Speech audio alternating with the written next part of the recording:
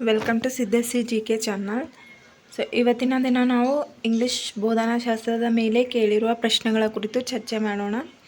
So ಯಾರೆಲ್ಲ ಈ ಒಂದು ಚಾನಲನ್ನು ಹೊಸದಾಗಿ ನೋಡ್ತಾ ಇದ್ದರೆ ಪ್ಲೀಸ್ ಸಬ್ಸ್ಕ್ರೈಬ್ ಮಾಡಿ ಮತ್ತು ಸಪೋರ್ಟ್ ಮಾಡಿರಿ. ಫಸ್ಟ್ ಕ್ವೆಶನ್ಸ್ ಬಂದುಬಿಟ್ಟು, the value associated in an inclusive class room is. So ಪ್ರತಿ ವರ್ಷವೂ ಕೂಡ ಈ ಟಿ ಪೇಪರ್ 1 ಮತ್ತು ಪೇಪರ್ 2 ಅಲ್ಲಿ ಸೈಕಾಲಜಿ ಅಥವಾ ಇಂಗ್ಲೀಷ್ನಲ್ಲಿ ಮತ್ತು ಕನ್ನಡದಲ್ಲೂ ಸಹ ಈ ಒಂದು ಇನ್ಕ್ಲೂಸಿವ್ ಕ್ಲಾಸ್ ರೂಮ್ ಅಂತಂತಂದರೆ ಸಮನ್ವಯ ತರಗತಿ ಅಂತಲೇ ಹೇಳ್ಬೋದು, ಅಥವಾ ಸಮನ್ವಯ ಶಿಕ್ಷಣ ಅಂತಲೂ ಕೂಡ ಕರೀತಾರೆ. ಸೊ ಇದ್ರ ಮೇಲೆ ಎಲ್ಲ ಥರದ ಬೋಧನಾಶಾಸ್ತ್ರದ ಮೇಲೂ ಕೇಳಬಹುದಾದ ಪ್ರಶ್ನೆನೇ ಅಂತಲೇ ಹೇಳ್ಬೋದು. ಹಾಗಾಗಿ ಇನ್ಕ್ಲೂಸಿವ್ ಎಜುಕೇಷನ್ ಮೋಸ್ಟ್ ಇಂಪಾರ್ಟೆಂಟ್. ಹಾಗಾಗಿ ಈ ಟಾಪಿಕ್ ಓದ್ಕೊರಿ. ಈಗ ಇಲ್ಲಿ ಬಂದುಬಿಟ್ಟು ಈ ಒಂದು ಇನ್ಕ್ಲೂಸಿವ್ ಕ್ಲಾಸ್ ರೂಮಿಗೆ ಯಾವ್ದು ರಿಲೇಟೆಡ್ ಇರ್ತದೆ ಅಂತ ಕೇಳಿದ್ರೆ, ಸಿಂಪತಿಲಿಂದ ಅವರಿಗೆ ಮಕ್ಕಳಿಗೆ ಪಾಠ ಮಾಡ್ತಾರಾ, ಅಥವಾ ಜೆಲಸಿಯಸ್ ಫೀಲ್ ಇಟ್ಕೋಬೇಕಾ, ಅಥವಾ ಅಲ್ಲಿ ಕಾಂಪಿಟೇಷನ್ ಇರ್ತದ ಆರ್ ಕೊಲಾಬ್ರೇಷನ್. ಅಂದರೆ ಈಗ ಇನ್ಕ್ಲೂಸಿವ್ ಕ್ಲಾಸ್ ರೂಮ್ ಅಂತಂದರೆ ಸಮನ್ವಯ ಶಿಕ್ಷಣದಲ್ಲಿ ಎಲ್ಲ ಥರದ ಮಕ್ಕಳು ಸಹ ಅಲ್ಲಿ ಇರ್ತಾರೆ. ಸೊ ಹಾಗಾಗಿ ಅಲ್ಲಿ ನಾವು ಅವರಿಗೆ ಸಿಂಪತಿಲಿಂದ ಇವರು ನ್ಯೂನತೆ ಉಳ್ಳೋರು ಅಂತ ಸಿಂಪತಿ ತೋರಿಸಿ ನಾವು ಅವರಿಗೆ ಪಾಠ ಮಾಡಬಾರ್ದು, ಮತ್ತು ಜೆಲಸಿಯಸ್ ಫೀಲ್ ಇಟ್ಕೊಂಡು ಮಾಡೋಂಗಿಲ್ಲ. ಮತ್ತು ಅಲ್ಲಿ ಯಾವುದೇ ಒಂದು ಕಾಂಪಿಟೇಷನ್ ಇರುವಂತಹ ಏನಂತಾರೆ ಪರೀಕ್ಷೆಗಳು ಇರೋಂಗಿಲ್ಲ. ಹಾಗಾಗಿ ಅಲ್ಲಿ ಏನಿರ್ತದೆ ಅಂದರೆ ಕೊಲಾಬ್ರೇಷನ್ ಅಂದರೆ ಸಹಕಾರದ ಮೂಲಕ ಈ ಒಂದು ಇನ್ಕ್ಲೂಸಿವ್ ಕ್ಲಾಸ್ ರೂಮ್ನಲ್ಲಿ ಮಕ್ಕಳಿಗೆ ಪಾಠ ಮಾಡ್ತಾರೆ. ಸೊ ಹಾಗಾಗಿ D is the right one. Next ನೋಡಿರಿ, evaluation help the teacher to know. ಈಗ ಇವ್ಯಾಲ್ಯೂಯೇಷನ್ ಅಂದರೆ ಮೌಲ್ಯಮಾಪನ, ನಿಮ್ಗೆಲ್ರಿಗೂ ಗೊತ್ತೇ ಇರ್ತದೆ. ಈ ಮೌಲ್ಯಮಾಪನ ಇನ್ಕ್ಲೂಸಿವ್ ಎಜುಕೇಷನ್ ಎಲ್ಲದರ ಮೇಲೆ ಎಲ್ಲ ಬೋಧನಾಶಾಸ್ತ್ರಕ್ಕೂ ಇವು ಹೆಲ್ಪ್ ಆಗ್ತಾವೆ questions. So evaluation helps the teacher to know ಅಂದರೆ ಈ ಒಂದು ಮೌಲ್ಯಮಾಪನದಿಂದ ಶಿಕ್ಷಕರಿಗೆ ಏನು ಯೂಸ್ ಆಗ್ತದೆ ಅಂತ ಕೇಳಿದ್ದಾರೆ. Whether the teaching methodology was successful or not. ಅಂದರೆ ಟೀಚರ್ ತೆಗೆದುಕೊಂಡ ತರಗತಿ ಮಕ್ಕಳಿಗೆ ಅದರಿಂದ ಯೂಸ್ ಆಗ್ಯದ ಅಥವಾ ಇಲ್ಲ. ಮತ್ತು how successful student were learning ಅಂದರೆ ನಾವು ಹೇಳಿದ ಪಾಠವನ್ನು ಯಾವ ರೀತಿಯಾಗಿ ಯಶಸ್ವಿಯಾಗಿ ಮಕ್ಕಳು ಕಲ್ತಿದ್ದಾರೆ ಅಂತ ನಾವು ತಿಳ್ಕೊಲಿಕ್ಕೆ, ಅಥವಾ both A and ಬಿನ none of the above ಅಂತ ಕೇಳಿದ್ದಾರೆ. ಈಗ ಇವ್ಯಾಲ್ಯೂಯೇಷನ್ ಅನ್ನೋದು ಈ ಒಂದು ಮೌಲ್ಯಮಾಪನ ಅನ್ನೋದು ಶಿಕ್ಷಕರಿಗೂ ಅನ್ವಯಿಸ್ತದೆ ಮತ್ತು ಮಕ್ಕಳಿಗೂ ಅನ್ವಯಿಸ್ತದೆ. ಯಾಕಂದರೆ ಶಿಕ್ಷಕನು ಸಹ ಮೌಲ್ಯಮಾಪನದಿಂದ ಮಕ್ಕಳಲ್ಲಿ ಯಾವ ರೀತಿಯಾಗಿ ಕಲಿಕೆ ಆಗಿದೆ ಅಂತ ತಿಳ್ಕೊಬೇಕಿತ್ತಂದ್ರೆ ಈ ಮೌಲ್ಯಮಾಪನದ ಮೂಲಕ ಇದು ಸಹಕಾರಿ ಆಗ್ತದೆ. ಶಿಕ್ಷಕ ಮತ್ತು ಮಕ್ಕಳಿಗೆ ಇಬ್ಬರಿಗೂ ಕೂಡ ಇದು ಹೆಲ್ಪ್ ಆಗ್ತದೆ.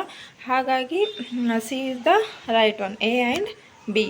ನೆಕ್ಸ್ಟ್ ನೋಡಿರಿ, in order to make evaluation process effective the order should be. ಅಂದರೆ ಇಲ್ಲಿ ಫೋರು ಆಪ್ಷನ್ಸ್ ಅವಂತೆ ತಿಳ್ಕೊರಿ. ಇಲ್ಲೇನು ಕೊಟ್ಟಾರಂತಂದರೆ ಇವ್ಯಾಲ್ಯೂಯೇಷನ್ ಅಂದರೆ ಮೌಲ್ಯಮಾಪನದ ಎಫೆಕ್ಟಿವ್ ಆಗಿ ಯಾವ ರೀತಿಯಾಗಿ ಅಲ್ಲ ಆರ್ಡರ್ ವೈಸಿ ನಾವು ಇದನ್ನು ಸೆಲೆಕ್ಟ್ ಮಾಡಬೇಕು. ಇಲ್ಲಿ ಫಸ್ಟ್ ಏನು ಕೊಟ್ಟಾರ, perform the test, organizing the learning experience, determine educational objectives, measure the behavioural changes ಅಂತ ಕೇಳಿದ್ದಾರೆ. ಇಲ್ಲಿ 4 ಕೊಟ್ಟಿದ್ದಾರಲ್ಲ, ಇದು ನಾವು ಮೌಲ್ಯಮಾಪನದಲ್ಲಿ ಮೌಲ್ಯಮಾಪನದ ಪ್ರೊಸೆಸನ್ನು ಯಾವ ರೀತಿಯಾಗಿ ಆರ್ಡರ್ ವೈಸ್ ಬರಿಬೇಕು ಅಂತ ಕೇಳಿದ್ದಾರೆ. ಫಸ್ಟ್ ಥರ್ಡ್ ನೋಡ್ರಿ, ಡಿಟರ್ಮೈನ್ ದ ಎಜುಕೇಷ್ನಲ್ ಅಬ್ಜೆಕ್ಟಿವ್. ನಾವು ಯಾವುದೇ ಒಂದು ಮೌಲ್ಯಮಾಪನ ಮಾಡಬೇಕಿತ್ತಂದ್ರೆ ಫಸ್ಟ್ ಏನು ಹಾಕೋತೀವಿ, ನಾವು ಉದ್ದೇಶಗಳು ಹಾಕೋತೀವಿ. ಸೊ ಹಾಗಾಗಿ ಅಬ್ಜೆಕ್ಟಿವ್ ಅಂತ ಬಂದಾಗ ನಾವು ಏನು ತೊಗೋಬೇಕು, ಫಸ್ಟ್ ತೊಗೋಬೇಕು. Next perform the test. ಈಗ ಅಬ್ಜೆಕ್ಟಿವ್ ಹಾಕೊಂಡ ನಂತರ ನಾವು ಏನು ಮಾಡ್ತೀವಿ, ಆ ಮಕ್ಕಳು ಹಿಂದಿನ ಮತ್ತು ಪೂರ್ವಜ್ಞಾನ ಮತ್ತು ಈಗಿನ ಜ್ಞಾನಕ್ಕೆ ನಾವು ಏನು ಮಾಡಿದ್ವಿ, ಅಳದಿ ಟೆಸ್ಟ್ ತೊಗೋತೀವಲ್ಲ. ಸೊ ಅದು ಬಂದುಬಿಟ್ಟು ಇಲ್ಲ ಸೆಕೆಂಡ್ ಒನ್ ಬರ್ತದೆ, ಆರ್ಗನೈಸಿಂಗ್ ದ ಲರ್ನಿಂಗ್ ಎಕ್ಸ್ಪೀರಿಯನ್ಸ್. ಅಂದ್ರೆ ಅವ್ರಿಗೆ ಯಾವ ರೀತಿಯಾದ ಎಕ್ಸ್ಪೀರಿಯನ್ಸ್ ಆಗ್ಯದ ಹಿಂದಿನ ಮತ್ತು ಪೂರ್ವಜ್ಞಾನಕ್ಕೂ ಮತ್ತು ಈಗಿನ ಜ್ಞಾನಕ್ಕೂ ಅಂತೇಳಿ ತಿಳ್ಕೊಂಬೋದು ಸೆಕೆಂಡ್ ಆಪ್ಷನ್ಸ್ ಆಗ್ತದೆ. Next major the behavioural changes. ಅಂದರೆ ಅವರಲ್ಲಿ ಕಲಿತಂಥ ನಂತರ ಅವರಲ್ಲಿ ಏನೇನು ಚೇಂಜಸ್ ಆಗ್ಯಾವಂತೆ ತಿಳ್ಕೊಂಬ ಸಲುವಾಗಿ ನಾವು ಮೇಜರ್ ಮಾಡ್ತೀವಿ. ಲಾಸ್ಟ್ ಏನು ಮಾಡ್ತೀವಿ, ನಾವು ಟೆಸ್ಟ್ ತೊಗೋತೀವಿ. ಫಸ್ಟಿಂದ ನೋಡ್ರಿ, ಫಸ್ಟ್ ನಾವು ಒಬ್ಜೆಕ್ಟಿವ್ ಹಾಕೋತೀವಿ, ಉದ್ದೇಶಗಳು ಹಾಕೋತೀವಿ. ಆಮ್ಯಾಗ ಉದ್ದೇಶ ಹಾಕೊಂಡ್ಮ್ಯಾಗ ಆ ಉದ್ದೇಶಗಳನ್ನು ಅವ್ರಿಗೆ ಬೋಧಿಸಿದ ನಂತರ ಅವರಲ್ಲಿ ಏನು ಬದಲಾವಣೆ ಆಗಿದೆ ಅಂತೇಳಿ ನಾವು ಎಕ್ಸ್ಪೀರಿಯನ್ಸ್ ಮೂಲಕ ತಿಳ್ಕೊತೀವಿ. ತದನಂತರ ನಾವು ಅವರಲ್ಲಿರುವ ಬಿಹೇವಿಯರ್ಗಳನ್ನು ನಾವು ಚೇಂಜಸ್ ಮಾಡ್ತೀವಿ. ಆಮೇಲೆ ಏನು ಮಾಡ್ತೀವಿ, ನಾವು ಟೆಸ್ಟ್ ತೊಗೋತೀವಿ. ಇದು ಸರಿಯಾದ ಆರ್ಡ್ರ್ ಅಂತಲೇ ಹೇಳ್ಬೋದು. Options is the right one. 73 ನೋಡ್ರಿ, in evaluate reading comprehension a child has to read a passage the tool given is. ಇಲ್ಲಿ ಏನು ಕೊಟ್ಟಾರಂತಂತಂದರೆ ಒಂದು ಪ್ಯಾಸೇಜ್ ಕೊಟ್ಟಿರ್ತಾರೆ. ಬಟ್ ಇಲ್ಲಿ ಇವ್ಯಾಲ್ಯೂಯೇಷನ್ ಯಾವುದಕ್ಕೆ ಮಾಡ್ಲತ್ತೀವಿ ಅಂತಂದರೆ ರೀಡಿಂಗ್ನಲ್ಲಿರುವ ಆ ಒಂದು ಮಗುವಿನ ರೀಡಿಂಗ್ ಯಾವ ರೀತಿ ಅದ ರೀ, ಅವ ಯಾವ ರೀತಿಯಾಗಿ ಅದನ್ನು ಗ್ರಹಿಕೆ ಮಾಡ್ಲದನ ಪ್ಯಾಸೇಜ್ ಅನ್ನೋದು ಯಾವ ಒಂದು ಟೂಲ್ ಮುಖಾಂತರ ನಾವು ಅಳಿತೀವಿ ಅಂತ ಕೇಳಿದಾರೆ. ಕ್ವಶನ್ಸ್ ಮೂಲಕನ ಅಥವಾ ಚೆಕ್ ಲಿಸ್ಟಾ ಅಥವಾ ರೇಟಿಂಗ್ ಸ್ಕೇಲ ಅಥವಾ ಅನಾಕೊಡಲ್ ರೆಕಾರ್ಡ್ ಅಂತ ಕೇಳಿದ್ದಾರೆ. ಸೊ ಈಗ ನಾವು ಒಂದು ಪ್ಯಾಸೇಜ್ ಓದ್ಲತ್ತೀವಿ ಅಂತಂದ್ರೆ ನಾವು ಯಾವ ರೀತಿಯಾಗಿ ಮಕ್ಕಳಿಗೆ ಅದು ಅವ್ರು ಗ್ರಹಿಕೆ ಮಾಡ್ಕೊಂಡಾರಿಲ್ಲ ಅಂತ ಹೇಳಿ ನೋಡಬೇಕಿದ್ರೆ ನಾವು ಏನು ಯೂಸ್ ಮಾಡ್ತೀವಿ, ಕ್ವಶನ್ಸ್ ಯೂಸ್ ಮಾಡ್ತೀವಿ, ಅದರಲ್ಲಿರೋ ಕ್ವಶನ್ಸ್ ಕೇಳ್ತೀವಿ. ಸೊ ಹಾಗಾಗಿ ಇಲ್ಲಿ options A is the right one. 74 ನೋಡ್ರಿ. Prabhu got his students to read aloud a passage. Aloud ಅಂದರೆ ಗಟ್ಟಿಯಾಗಿ ಓದ್ತಾನೆ ಏನು passage. And hand to evaluate the components of reading like a punctuation, intonation, pause and stress. The best tool is ಅಂದರೆ ಈಗ ಒಂದು passage ಓದ್ಲತ್ತಾನ, passage ಓದುವಾಗ ಗಟ್ಟಿ ವಾಚನದ ಮೂಲಕ ಮಗು ಓದ್ತಾನ. ಆ ಒಂದು ಓದುವಾಗ ನಾವು ಆ ಒಂದು ಓದುವಾಗ ಪಂಕ್ಚುಯೇಷನು, ಇಂಟೋನೇಷನ್ ಅಂದರೆ ಧ್ವನಿಯಲ್ಲಿ ಏರಿಳಿತಗಳು ಆವ ಇಲ್ಲ ಅಂತೇಳಿ ಚೆಕ್ ಮಾಡಬೇಕಿತ್ತಂದ್ರೆ ಈ ಕೆಳಗಿನವುಗಳಲ್ಲಿ ಯಾವುದರ ಮೂಲಕ ನಾವು ಮಾಡ್ತೀವಿ ಅಂತ ಕೇಳಿದ್ದಾರೆ. ಅನಾಕೊಡಲ್ ರೆಕಾರ್ಡ್, ಟೆಸ್ಟ್, ಕ್ವಶನ್ಸ್ ಮತ್ತು ರೂಬ್ರಿಕ್ಸ್. ಸೊ ನಾವು ಕ್ವಶನ್ಸ್ ಮೂಲಕ ಯಾವುದೇ ಒಂದು ಈ ಇಂಟೋನೇಷನು, ಪಂಕ್ಚುಯೇಷನು ನೋಡೋಂಗಿಲ್ಲ. ಮತ್ತು ಅನಾಕೊಡಲ್ ರೆಕಾರ್ಡ್ ಅಂದರೆ ಆ ಒಂದು ಮಗುವಿನ ಇಯರ್ ವೈಸ್ ರೆಕಾರ್ಡ್ಗಳನ್ನು ಅದರಲ್ಲಿ ಇಟ್ಟಿರ್ತಾರೆ, ಅದು ಭೀ ಆಗಲ್ಲ. ಟೆಸ್ಟ್ ಮುಖಾಂತರ ಅವರಲ್ಲಿ ಯಾವ ಬಿಹೇವಿಯರೇ ನಾವು ಕಾಣೋಂಗಿಲ್ಲ. ಹಾಗಾಗಿ ರೂಬ್ರಿಕ್ is the right options. Next ನೋಡ್ರಿ 75.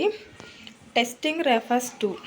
ಟೆಸ್ಟಿಂಗ್ ಅಂದರೆ ಪರೀಕ್ಷೆ ಮೂಲಕ ಏನು ರೆಫರ್ ಮಾಡ್ತೀವಿ ಅಂತ ಕೇಳ್ಯಾರ. Eliciting response to specific task or systematic process of collecting information about one's ability to use language. ಈಗ ಟೆಸ್ಟ್ ಅಂದಾಗ ನಾವು ಏನು ಮಾಡ್ತೀವಿ ಅಂತಂದರೆ ಡೈರೆಕ್ಟಾಗಿ ಆನ್ಸರೇ ಹೇಳ್ತೀನಿ. ಅಲ್ಲಿ ಒಂದು ಯಾವುದೇ ಒಂದು ಟಾಸ್ಕ್ ಕೊಟ್ಟಿರುವ ಒಂದು ರೆಸ್ಪಾನ್ಸು ಸ್ಪೆಸಿಫಿಕ್ ಆಗಿ ನಾವು ಹೇಳ್ತೀವಲ್ಲ. ಈಗ ಒಂದು ಎಕ್ಸಾಮು ಟೆಸ್ಟ್ ಅಂತಂದರೆ ಅಲ್ಲಿ ಸ್ಪೆಸಿಫಿಕ್ ಆಗಿ ಉತ್ತರಗಳನ್ನು ನಾವು ಕೊಡ್ತೀವಲ್ಲ. ಹಾಗಾಗಿ A is the right one. 76 ನೋಡ್ರಿ. A test use to for testing a overall ability to use language at a certain point of time. ಇಲ್ಲೇನು ಕೇಳ್ಯಾರ ಅಂತಂದರೆ ಓವರಾಲ್ ಲ್ಯಾಂಗ್ವೇಜ್ ಎಬಿಲಿಟಿ ಯಾವ ರೀತಿಯಾಗಿ ನಾವು ಪಾಯಿಂಟ್ ಔಟ್ ಮಾಡ್ತೀವಿ ಯಾವ ಒಂದು ಟೆಸ್ಟ್ ಮೂಲಕ ಅಂತ ಕೇಳಿದ್ದಾರೆ. ಇಲ್ಲಿ ಒಂದು ಯಾವುದೇ ಒಂದು ಸ್ಕಿಲ್ ಅಂದರೆ ಲ್ಯಾಂಗ್ವೇಜ್ನಲ್ಲಿರುವ ಸಾಮರ್ಥ್ಯಗಳನ್ನು ಅಳಿಬೇಕಿತ್ತಂತಂದ್ರೆ ಯಾವ ಟೆಸ್ಟ್ ಮೂಲಕ ಅಂದರೆ ಪ್ರೊಫಿಷಿಯನ್ಸಿ ಟೆಸ್ಟ್ ಮೂಲಕನೇ ನಾವು ಅಳಿತೀವಿ. ಹಾಗಾಗಿ A is the right one. Next ನೋಡ್ರಿ 78 ನೋಡ್ರಿ. Blank filling information, transfer, editing, dialogue, competition, paraphrase can be assessed for. ಅಂದರೆ ಇಲ್ಲಿ ಈಗ ಎಡಿಟಿಂಗ್, ಟ್ರಾನ್ಸ್ಫರ್ ಅಂತ ಬಂದಾಗ ನಾವು ಏನಂತ ಹಾಕ್ತೀವಿ, ಡೈಲಾಗ್ ಅಂತ ಬಂದಾಗ ನಾವು ಯಾವ ಒಂದು ಸ್ಕಿಲ್ನಲ್ಲಿ ಡೈಲಾಗ್ಸ್ ಯೂಸ್ ಮಾಡ್ತೀವಿ ಅಂತ ಕೇಳಿದ್ದಾರೆ. ಇಲ್ಲಿ ನಾವು ಡೈಲಾಗ್ಸ್ಗಳು ಎಡಿಟಿಂಗು, ಟ್ರಾನ್ಸ್ಫರ್ ಒಬ್ಬರ್ಲಿಂತ ಒಬ್ರಿಗೆ ಟ್ರಾನ್ಸ್ಫರ್ ಆಗ್ತಾವಲ್ಲ ಈ ಡೈಲಾಗ್ಸು ಯಾವ ಒಂದು ಸ್ಕಿಲ್ಲಲ್ಲಿ ಬೆಳಿತಾವ ಅಂತಂದರೆ ಲಿಸ್ನಿಂಗ್ ಸ್ಕಿಲ್. ಹಾಗಾಗಿ A is the right one. Next 79 ನೋಡ್ರಿ. A single task to assess a speaking and listening skill. Speaking ಮತ್ತು ಲಿಸ್ನಿಂಗ್ ಸ್ಕಿಲ್ಲಿಗೆ ಇಲ್ಲಿ ಯಾವ ಒಂದು ಟಾಸ್ಕು ಒತ್ತು ಕೊಡ್ತದೆ ಅಂತ ಕೇಳ್ಯಾರ. Completing dialogue, retell a story and role play. ಇವೆರಡು ಕೂಡ ಮಾತಿನ ಮತ್ತು ಕೇಳೋದ್ರ ಮೂಲಕ ಇವೆರಡು ಸ್ಕಿಲ್ ಬಿ ಡೆವಲಪ್ ಆಗ್ತಾವೆ. ಹಾಗಾಗಿ A B and C all the 3 ಅಂದರೆ all the above answers are right one. ಹಾಗಾಗಿ D is the right one. 80 ನೋಡ್ರಿ. Getting students to find a particular piece of information from a text is to assess his ability. ಇಲ್ಲಿ ಏನು ಕೊಟ್ಟಾರ, particular information ಓದಬೇಕಿತ್ತಂದ್ರೆ ಆಲ್ರೆಡಿನ ಈ skimming, scanning, reading types of reading ಬಗ್ಗೆ ನಾನು ಕ್ಲಾಸಸ್ ಮಾಡೀನಿ. ನಿಮ್ಗೆ ಇಷ್ಟ ಇದೆ ಎಲ್ಲ ಕ್ಲಾಸಸ್ ಕೂಡ ಹೋಗಿ ವಿಸಿಟ್ ಮಾಡಿರಿ. ಇಲ್ಲಿ ಪರ್ಟಿಕ್ಯುಲರ್ ಇನ್ಫಾರ್ಮೇಷನ್ ನಾವು ಸರ್ಚ್ ಮಾಡ್ಲತ್ತೀವಿ ಅಂತ ಅಂದಾಗ ಅಲ್ಲ ಆನ್ಸರ್ ಏನಾಗಿರ್ತದೆ, ಸ್ಕ್ಯಾನಿಂಗ್ ಆಗಿರ್ತದೆ. ಹಾಗಾಗಿ A is the right one. 81 ನೋಡ್ರಿ. If you get a students to complete dialogue script you can assess them for. ಈಗ ನಾವು ಸ್ಟೂಡೆಂಟಿಗೆ ಡೈಲಾಗ್ ಸ್ಕ್ರಿಪ್ಟ್ ಕೊಟ್ಟಿರ್ತೀವಿ ಅಂದರೆ ಸಂಭಾಷಣೆ ಮೂಲಕ ಇಲ್ಲಿ ಯಾವುದು ರೈಟ್ ಆಗ್ತದೆ ಅಂತ ಕೇಳಿದ್ದಾರೆ. ಫಸ್ಟ್ ಒನ್ ನೋಡ್ರಿ. ಇಲ್ಲಿ ಈಗ ನಾವು ಈಗ ಡೈಲಾಗ್ ಅಂತಂದಾಗ ನಾವು ಯಾವುದಕ್ಕೆ ಒತ್ತು ಕೊಡಬೇಕು, ಅಥವಾ ಕಂಟೆಂಟಿಗೆ ಒತ್ತು ಕೊಡಬೇಕಾ, ಅಥವಾ ವೊಕ್ಯಾಬ್ಯುಲರಿಗೆ ಒತ್ತು ಕೊಡಬೇಕಾ, ಅಥವಾ ಸೆಂಟೆನ್ಸ್ಗೆ ಒತ್ತು ಕೊಡಬೇಕಾ ಅಂತ ಕೇಳ್ಯಾರ. ಇಲ್ಲಿ ನಮ್ಗೆ ಒಂದು ಡೈಲಾಗ್ ಅಂತಂದಾಗ ಇದು ಯಾವ ಸ್ಕಿಲ್ಲಿಗೆ ರಿಲೇಟೆಡ್ ಇರ್ತದೆ, ಮಾತುಗಾರಿಕೆ ಸ್ಕಿಲ್ ಅಂದರೆ ಸ್ಪೀಕಿಂಗ್ ಸ್ಕಿಲ್ಲಿಗೆ ರಿಲೇಟೆಡ್ ಇದ್ದಾಗ ನಾವು ಅಲ್ಲಿ ಕಂಟೆಂಟ್ಗೂ ಒತ್ತು ಕೊಡಬೇಕು, ವೊಕ್ಯಾಬ್ಯುಲರಿಗೂ ಕೂಡ ಒತ್ತು ಕೊಡಬೇಕು, ಮತ್ತು ಸೆಂಟೆನ್ಸ್ ಫಾರ್ಮೇಷನ್ ಕೂಡ ಕರೆಕ್ಟ್ ಇರಬೇಕು. ಹಾಗಾಗಿ ಮೇಲಿನ 3 ಕೂಡ ಸರಿಯಾದ ಉತ್ತರ ಆಗಿರ್ತವೆ. ಹಾಗಾಗಿ D is the right one.